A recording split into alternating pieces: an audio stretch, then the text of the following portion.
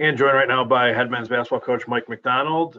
Coach, 93-86 win over Roberts Wesleyan last night. You guys got off the proverbial schneid, and I wonder if you can just tell me, it was 341 days between wins for your program. Did you ever think you would go almost a full calendar year between wins?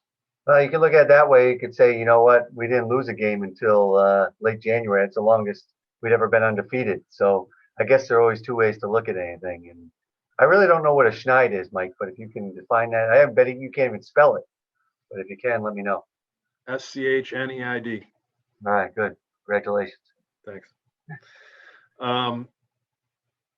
One of the you guys decided to make a change in the starting lineup last night.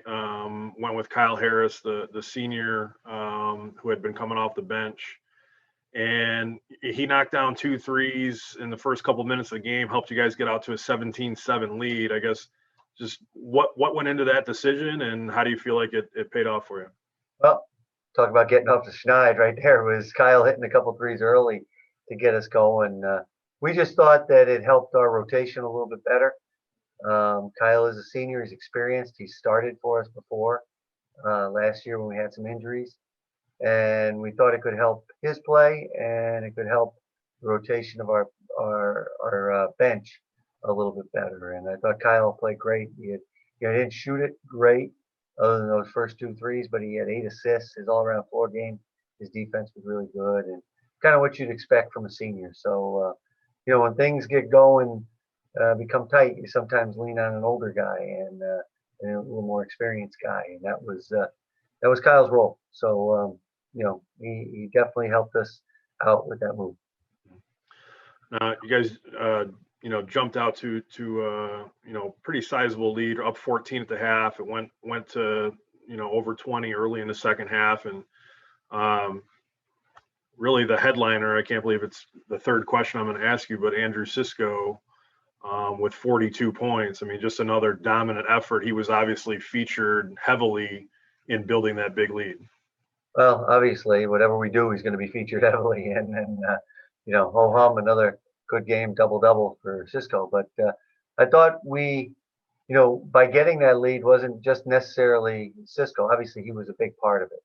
I think he had about 15 points in the first 15 minutes of the game, but then, they really were crowding him, and I thought other guys helped build it up.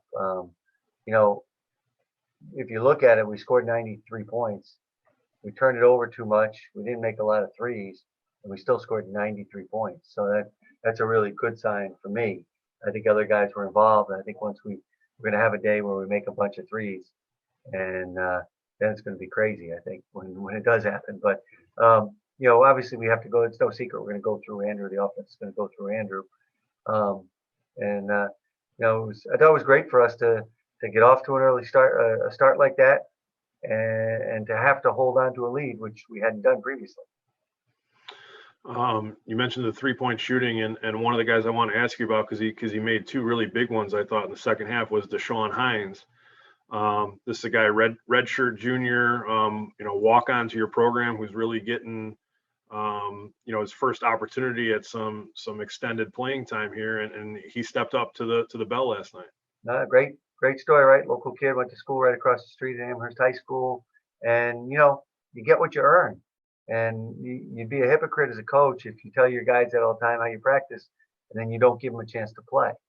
And he has definitely earned it in practice, where he's been very good. And so give him some minutes. We were in foul trouble at the guards between Justin Johnson and Ryan Salzberg, and Deshaun came in and played very steady, and usually makes the right decision when he's in there, and that's what you want him to do: make the right decision, play good defense, and sometimes the right decision is knocking down a couple threes, which he did.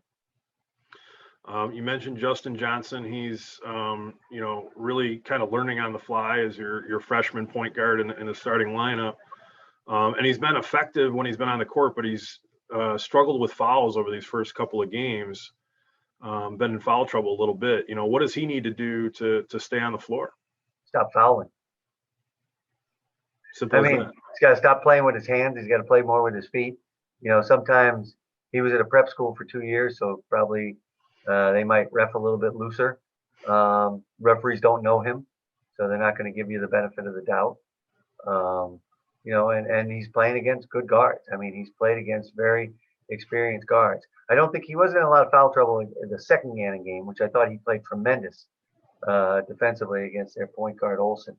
But he, um, you know, I thought yesterday they drove it and he put his hands on, and when he does that, he's going to be in foul trouble, and it's part of a learning curve. It's part of learning process, right? That we knew that going into this year, there'd be a lot of guys who have to learn. I mean, him, Andrew Mason, Tyler Hine, Justin Hemphill, they're all learning on the fly, as you said, and it becomes a delicate balance of, hey, we're learning, and also, hey, we're trying to win too.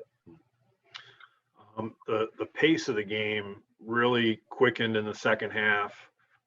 Roberts was using a full court press, and obviously, as you mentioned, your offense is going to run through Cisco.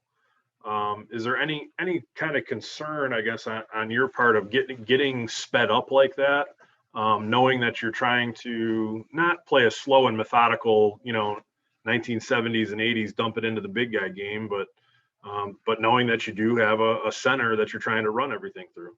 No, not at all. I mean, there were times we broke the press great, and I think again the press they were down 25 with 10 to go, so it becomes a desperation press, and desperation press is always the most dangerous type of press to go against, because they're just trying to, they're throwing everything at it, hoping that it works before they call it off, and generally teams are going to give up, a turnover here or there. They're going to miss some shots, maybe play a little quicker, and so learning.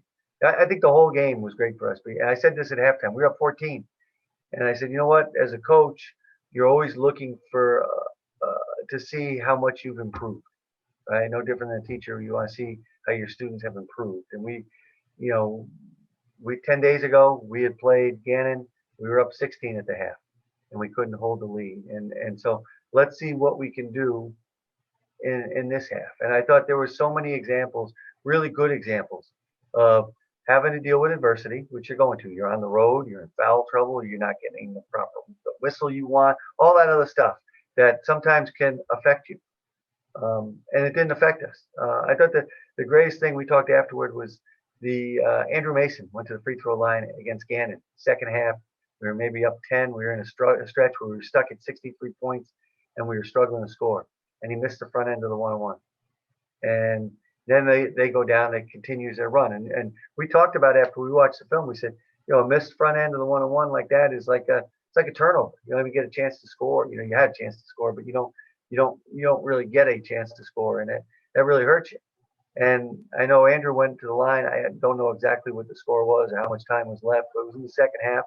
Roberts was making a little bit of a run, and he went to the line, and a couple times front end to 1-on-1, boom, boom, boom, boom, barely hit the rim.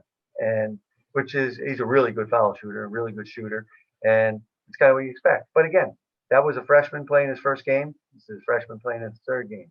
But we can say, hey, you know what? We've seen improvement, and that's what we're looking for. Yeah, Andrew, 6 for 6 at the line, I believe. Your team was 25 of 28, so really, really good showing by the team overall from the free throw line. Which again shows you, again, like the Gannon game, we're thinking is an anomaly. It was not not typical us. I mean, we just didn't shoot well from the free throw line that game, and some of that's first game jitters, whatever, and this game I think is more indicative. Now we're going to shoot 90% every time, probably not. I like that, but I always say foul shooting is like hitting in baseball. It's contagious, right? One guy starts making a couple, everybody starts making it. That rim becomes a little bit more open. You're a little more comfortable going up there. So I think it started with Andrew Cisco making the free throws early, and then that carried over with everybody else. Sure.